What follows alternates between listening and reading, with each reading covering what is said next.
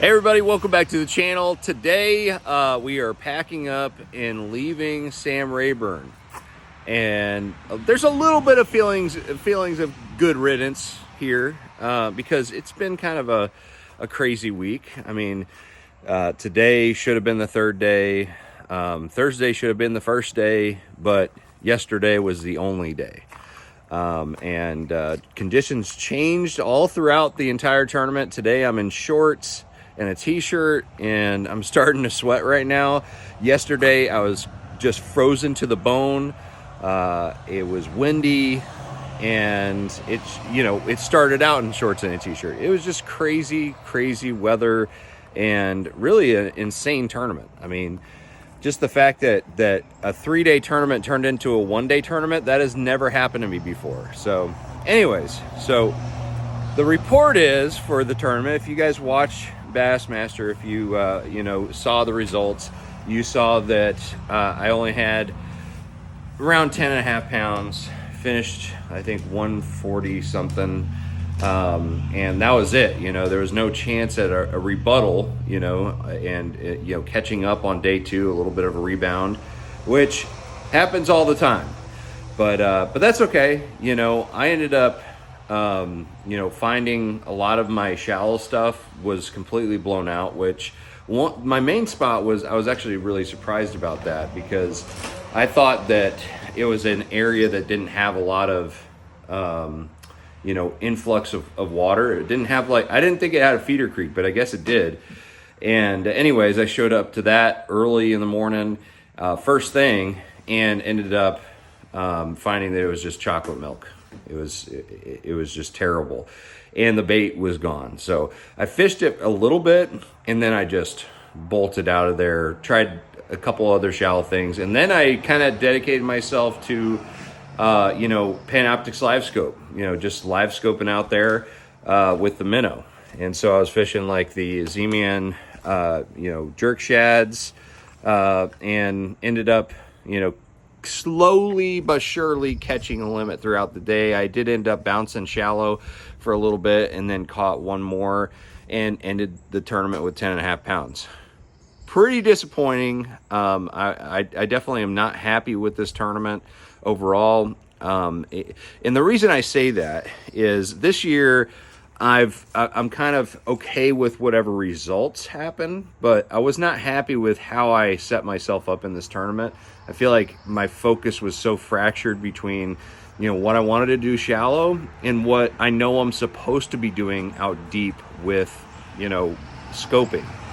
And so that opened my eyes to something that I think is a reality that I'm going to go ahead and accept.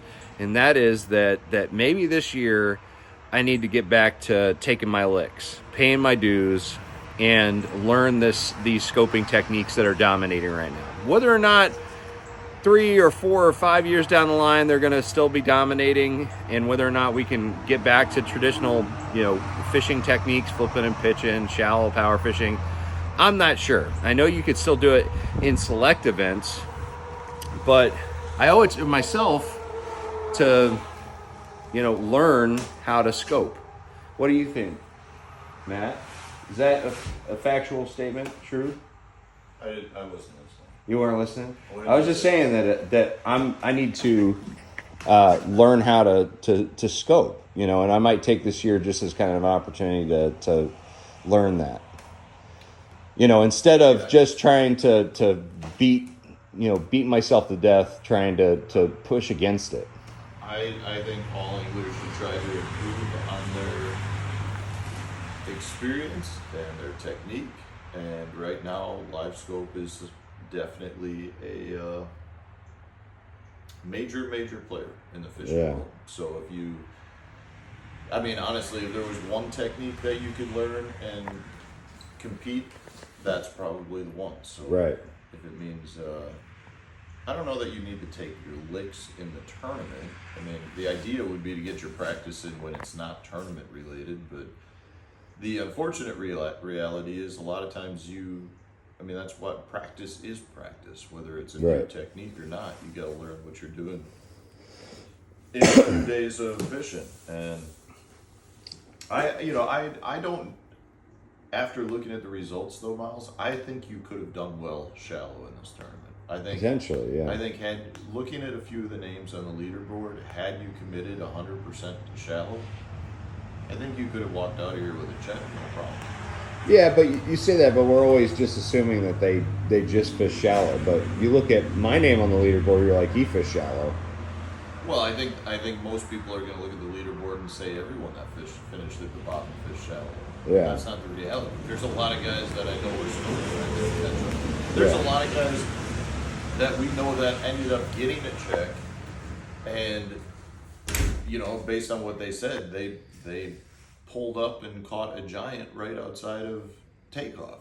Right, that happened, and that took them from 11 pounds to 17. Yeah, pounds. or 9 pounds. I heard of 3 stories like that. So the reality is, Texas is a lot like Florida. You need one big bite. Yeah. And just because you're scoping doesn't mean you're going to have a big bite. Right. No, that's very true. I'm not particularly talking about just this tournament, but I think, looking at the schedule, definitely for Kentucky Lake, I'm not even able to really think of a pattern that I can do running shallow based on the weather trends we're seeing right now. Like, I'm having a hard time just imagining that. Especially with smallmouth dominating, unless they start spawning. They will not be spawning. Yeah, I didn't think so. They won't be I don't think so. spawning. No, I think the other major factor with that is the water's going to be, the lake is going to be very low. And if the lake is low, there is no cover in the water. Right. A lot less cover, which means the scope is more valuable because the fish aren't relating. The fish don't have as many targets to relate to for, say, a bank fisherman. Right. So, yeah, that one's got me a little concerned.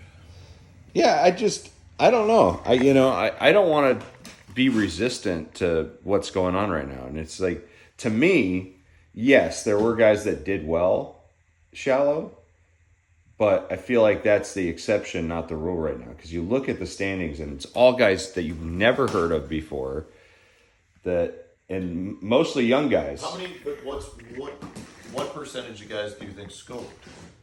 I think a good 90% scope. Yeah, so you would expect then 90% of the top 10 to be scopers. Right. And I think that might actually be an accurate. If you looked at the checks, I bet you 90% came scoping and 10% came on fishing shallow. But does that mean had 20%? I fish shallow, and I know for a fact that it was not very good yesterday. Well, I did too. I would have had to dedicate myself to it all day, and I'm not sure how that would have gone. Yeah. Yeah, you need that big bite. Yeah, and I never saw a big bite all week up shallow, so it was hard for me to like imagine being able to do that during the tournament. So that was kind of like, I don't know. It is interesting learning, the minnow technique in particular. It was kind of fun this week, but I also had a lot more fun at Lake X. Catching fish is fun. It just goes back to, is it overpowering? Is it too powerful as a technique? Oh, 100%. My opinion is that it shouldn't be something that we have to worry about in every tournament, or have to use in every tournament. I think that if you get to that point, it's too powerful, and it takes away the diversity of the sport. That's my opinion. We've beat that opinion to death this week. We've done nothing but talk about live scope and all that. I'm sick of it. Me too. I'm sick of it. But anyways, guys, the whole house sucked, kind of. Is that a fair assessment? We did kind of suck. That's being polite. Yeah, we really sucked. Pangrak was the winner of the week. He scoped his way up to 12 pounds, 12 ounces.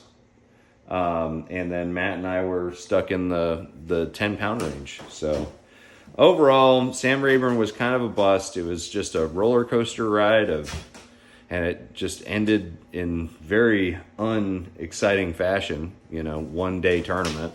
Felt like I was fishing at BFL. Spent a lot of money for a BFL. But anyways, we're getting back to our families, which is a huge plus. Yesterday was Valentine's Day. I hid some gifts for my wife and for Riley, and she got to see this big old teddy bear be presented to her. That was awesome. I got to see that video. So can't wait to get home. Let's get back to it. Let's get back to the drawing board, and we're going to see you guys at the next tournament at Kentucky Lake. All right, thanks for watching. Make sure you like, share, subscribe. Drop any comments below as far as your opinions and such on what we talked about. And other than that, trust the process. See you guys.